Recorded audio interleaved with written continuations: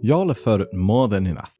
Every guide, every top player talks about it. Those two key words, habits and adaptation.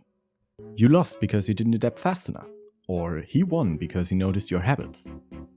Both of these are very simple concepts, but extremely difficult things to actually bring into practice. Well, for most of us. I can vividly remember how totally clueless I was when I first tried to actually recognize my opponent's habits. How are you supposed to concentrate on so many things? How do top players just do that in the middle of a match? But after testing, asking, and doing tons of research, I'm pretty confident I created a step-by-step training to bring your habit spotting skills to top level, based on actual scientific facts. Applying that knowledge to your gameplay is a whole new story, difficult enough to warrant an own video. But hey, after watching this, you will at least be able to tell everyone how you totally read that after rolling into a charged smash. The first proposition we need to make is that finding habits is the same mental process as pattern recognition. Pattern recognition is a well-studied field in psychology and machine learning, and is mostly focused on finding common traits and pictures, sequences, but also movements. If you've ever done an IQ test, you've probably seen a task like, which of these doesn't fit, or what number comes next. To apply the psychological knowledge and results found in this field of study, we need to acknowledge habits as specific patterns that can be understood and put into words. So, what are those patterns we look for? Well, in Smash, habits can be pretty simple, but also really complex. For example, an easy pattern would be, after my opponent grabs ledge, he usually ledge jumps. An easy to recognize situation, your opponent is at ledge. Only single option, he jumps. And only one level of depth, I see him do it, so he will do it again. A little more difficult kind of pattern might be, when I pressure my opponent in the corner, he usually either stays in shield or rolls. Now we don't have such an obvious situation anymore. What does pressure really mean? There are also two options instead of just one, rolling and staying in shield. Finally, we can take one more step and also add levels of depth to our thinking. For example, after I pressured my opponent's shield with an aerial and followed up with a jab, the next time he will predict that and preemptively roll behind me before I can land my aerial. You can see how there are unlimited amounts of patterns you could look for, with unlimited amounts of complexity. But don't worry, we are going to break down step by step which patterns you should really start looking for, and how to get to more complex ones. Okay, now that we've established that we need to learn pattern recognition, the obvious question would be, how do I improve my pattern recognition skills? There isn't one easy answer to this question, so stay with me. A very important part to understanding what we should do is, can you even train pattern recognition? There's a reason this kind of task is used in intelligence tests. Are you just naturally born with it? It is a fact that fluid intelligence, the thing that IQ tests try to measure, cannot really be improved. There's nothing you can do about that. However, there's a reason I said tries to measure. While research agrees that your actual IQ does not increase with training, you can very well train yourself in the tasks given to you in the test. Pattern recognition is one of these tasks, which shows improvement through training. Now, before you think you could just spend a few hours doing online IQ tests, come back and be a Smash god, there are some more limitations. The study published in the Journal of Experimental Psychology compared the pattern recognition skills of chess masters and chess novices. To no surprise, the chess masters were miles ahead in recognizing chess patterns. But what wasn't expected is, when confronted with pattern recognition tasks not related to chess, chess masters didn't do any better than the novices. There was absolutely no difference in performance when it came to anything but chess. For us, that means, to improve at spotting habits in Smash, we actually have to practice just that. Spotting habits in Smash, not any intelligence tests or chess training. Now that we know where we have to practice, you might wonder, how long do I have to train? Are 10 minutes a day enough? When will I have completely mastered the art of habit recognition? A study by the University of Tübingen researched the question of how and why the pattern recognition skill improves. Over multiple hours of training and practice, All test subjects showed significant improvement in speed and accuracy during a very simple recognition task. But that's not all. They explain it with two basic mechanisms for why the test subjects actually improved. Number one is the psychological improvement. Simply speaking, this is the mental part of learning, of getting better at something because you learn on what to focus, getting used to the task, this kind of stuff. Number two is the physiological part of learning. This means the subjects didn't just find a better strategy or had more focus, but their brains made actual physical changes to make their execution easier and faster.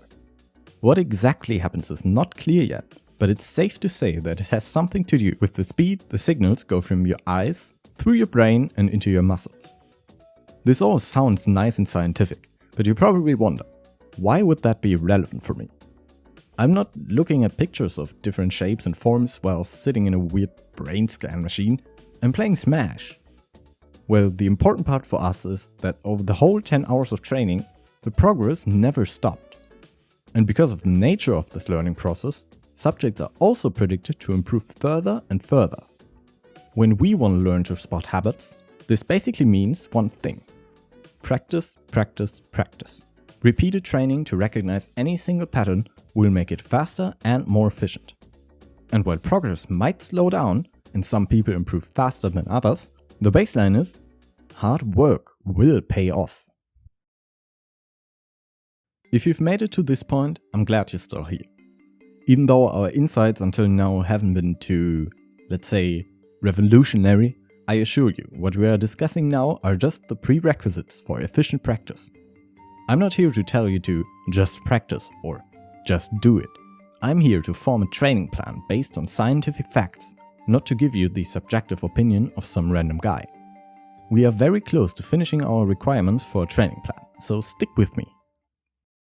We have determined that we need practice, and lots of it.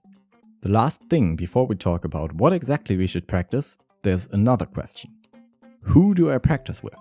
Should I find a practice partner on my level? Should I get stomped on by pros to see how they find patterns? Or should I destroy my little brother who keeps using Kirby down special? At the University of Bologna, physics professors have conducted an experiment with two different classrooms. In one class, the topic was taught in a straightforward, one-dimensional way. In the other class, the teachers used explanations and situations from different contexts to explain the matter at hand. The result? The students who worked in multiple situations, despite working on the same concept for the same time, had an easier time understanding, remembering, and applying what they learned. So learning something over multiple situations, for example with different characters or against different playstyles, is useful when developing a skill like pattern recognition. Another important point when choosing practice partners is the threat of conditioning yourself to certain behaviors. This can happen a lot to mid and low level players, so let's take an easy example. Your training partner has a really bad habit for rolling off the ledge.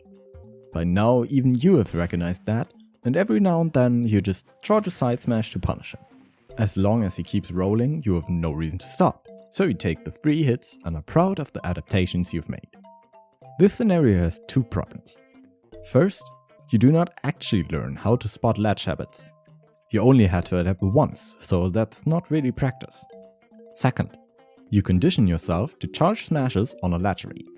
Every time you hit your training partner with that juicy side smash, your brain releases its sweet dopamine and reinforces that behavior. But if you now play against a new opponent, those smashes won't work anymore. Unfortunately for you, conditioning doesn't really care about that, and will make you want to charge those smashes again and again. And this is how, instead of learning how to spot habits, you just developed one yourself. As you can probably guess, this isn't really a problem on top level. MK Leo doesn't have any habits he will keep for more than a few interactions, at least none you could easily spot. But the lower the level of your training partner, the more important it is to play multiple opponents. Some of you might now think, okay, so I asked the power rank 1 player in my region to play me. He won't have any long-lasting habits, so he would make the best practice, right? Practice with top or high level players has insane benefits, no doubt. There are so many positive things to do, like observing their options, seeing your own habits be punished, and even just learning to not get frustrated. But if we talk about specifically learning to spot habits, top players will not be able to help you. And here's why. Everything you learn has an order to it. Let me give you an example. When learning a new sport, in most cases, you don't try to seriously win a match or get a high score right away. Okay, maybe in some sports you do, and some people are just naturally talented, but I wouldn't recommend throwing a 5-year-old from a 10-meter diving platform. When learning complex motor skills, in sports like pole vault or martial arts, you start from the very beginning. You start with the very first motion, memorize it, perfect it, and then do the next one. Once you've done that, you can start combining the first and second move until you internalize that as well. You keep doing this with each step until you have one fluent motion you can execute without really thinking about it. This concept of step-by-step learning isn't limited to sports, or rather motor skills. Take chess for an example. One of the first situations you are most likely going to learn about is when a queen and bishop attack the same tile. After you fail to recognize the pattern a few times, you learn to notice it instinctively without even having to look for it. But if you start by watching Hikaru Nakamura do this,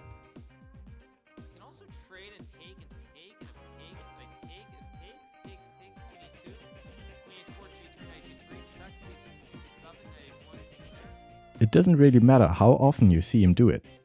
The beginner will not be able to recognize such a complex pattern in a real game without having mastered the easy ones leading up to it. You might already see what I'm trying to say.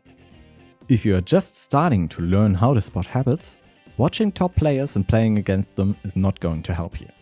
The level of depth top players have in their habits and the speed by which they adapt make it impossible for anyone inexperienced to recognize them. It is better to start simple and then adjust the difficulty just a little bit once you feel you perfected the step before. Top players have mastered the art of pattern recognition to the point that they can play by intuition and still punish all of your simple habits. In practice, this means, if you are an absolute beginner, focus your whole attention on very simple patterns. Let's take the example from earlier again to illustrate the steps you should take. Level 1. Notice which ledge option my opponent chooses. Once you master that one, you can think about level 2 patterns. Which options does my opponent prefer when pressured in the corner? To recognize a pattern in such a broad situation, you must have already mastered recognizing jumps, rolls, attack, and doing nothing. If you've learned enough on that level and are already at a high level in general, you might start looking for patterns on level 3. Once I punished my opponent for jumping out of a corner, what option is he going to choose next, anticipating me trying to catch his jump again? The pattern of level 3 is so complex, there's no way to recognize and focus on all the variables at once. Just like you can't control every single muscle individually when pole vaulting. This is the point where people give up and think, pro players must be way smarter than me. I can't think of all that. But there's a very simple cognitive solution used by athletes, musicians, smashers, and every one of us every day. It's called chunking. Chunking is a psychological term for breaking down pieces of information and grouping them into one logical whole. In our complex example on level 3, if you were to actively think about all pieces of information given, you would have to keep all the following in mind. I'm standing between my opponent and center stage, my opponent is standing close to ledge, my opponent's character has the limited options of jumping, rolling, shielding, attacking and using other movement options, my opponent has rolled behind me last time, my opponent has tried to jump 2 times ago and I hit him with a back air. My opponent has successfully jumped over me 3 times ago. But if you were to chunk the information into logical terms, it would only look like this. I am pressuring my opponent, he jumps, but after I hit him, he rolls. The difference in mental capacity needed is blatantly obvious. And it makes all the difference. Pro players are no masterminds that think of 30 different things at once. They are just very experienced and have chunked tons of information into small, recognizable parts through tons of step-by-step practice. This mechanism will also play a huge role when it comes to real-time adaptation, but that's for another video. So, before we take the last step, a quick recap. We have learned that we can train our ability to spot habits only by actually playing the game. We need tons and tons of practice against as many people as possible, preferably of our skill level, we're staying vigilant of what we are actually learning. We should start by putting our focus on recognizing very simple and specific situations until we mastered them. Then increase the complexity bit by bit through combinations of patterns we are 100% familiar with. By chunking these simple patterns together, we are able to recognize complicated interactions without having to focus on every individual action you and your opponent perform. You probably still have some questions left, especially this one. How the f am I supposed to learn and master recognizing every single habit in the game? There are so many options and every character has different ones. Fortunately, that's not something you really have to worry about. For two reasons. Reason 1. Pattern recognition is a skill. We have already determined that pattern recognition in one context, in this case Super Smash Bros, is trainable. So the more you practice, the easier it will become to spot new patterns right away. That is one of the reasons top players adapt so fast. They are so practiced in finding habits, they just have become very proficient at the actual skill, just like a pianist learning to sight read. Reason number 2 is, you are subconsciously learning on an even deeper level. Every time you recognize an opponent's habit, you hopefully remember it throughout the match so you can punish it. For example, you notice that the Link you're fighting really likes to roll behind you after you hit his shield.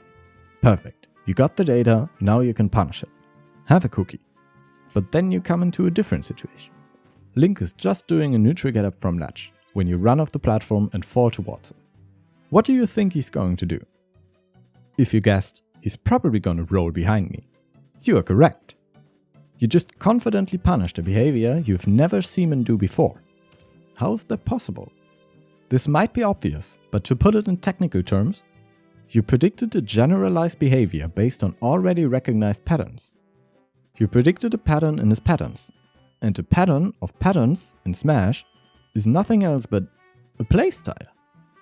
Have you ever thought, wow, this guy is playing aggressive, or wow, this guy is playing really campy? What you did is nothing else but recognize a preferred option, like dash grabbing or jumping away, over many situations. You noticed a habit, dash grabbing out of a situation, in multiple situations. Evidence for this kind of thing happening can again be found in chess. Arthur van der Outwetering, I'm sorry for the pronunciation, wrote a book about the training of chess pattern recognition. He said that training individual patterns is really important, because it makes you not only remember those patterns, but also notice systematics and other patterns you have technically never seen before. You become aware of situations similar to those you've already learned about, without actually needing to learn each and every one. In Smash, this is why so many top players say mixing up your options or changing your playstyle every now and then is so important. It's not only because of single interactions, like jumping in the corner, but because your every action becomes a little more predictable if you have a certain playstyle.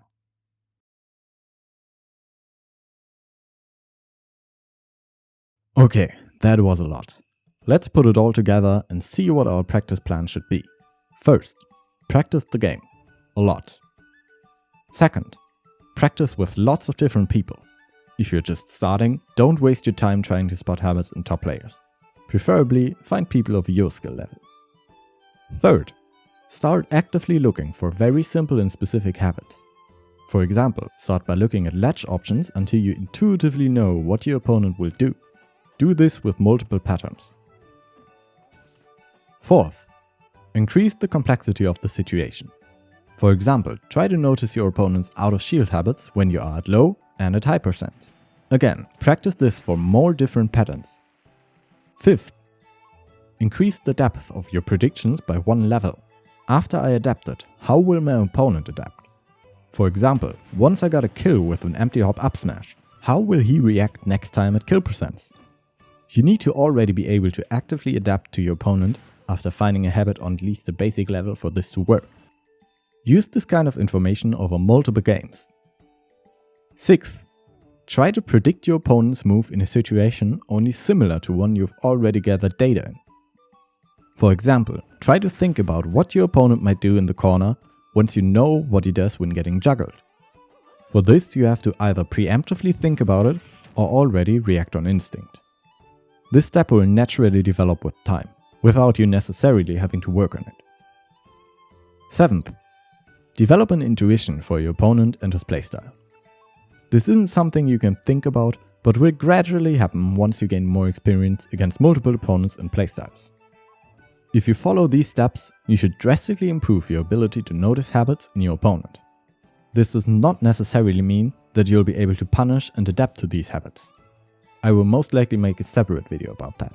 But it's the first important step to improving on a mental level and understanding the game. Finally, some general advice. Do not get too frustrated if it's hard. That's perfectly normal. A little bit of frustration is good for improvement, but always take your time. And the most important part when it comes to learning in a video game, have fun, so you can keep doing your best. Thank you so much for watching until the end. I know this video is really different from what I usually do, so I'm sorry to everyone who expected something else. Last year I finished my degree in psychology and got my certified license to read minds, so I thought, hey, why not combine that with Smash? If the video does well, I will most likely continue with part 2 on the actual adaptation, not just spotting habits, so let me know if you'd like that. And if you didn't like this kind of video, you can also tell me with a dislike, your choice. In any case, thanks for watching and until the next video.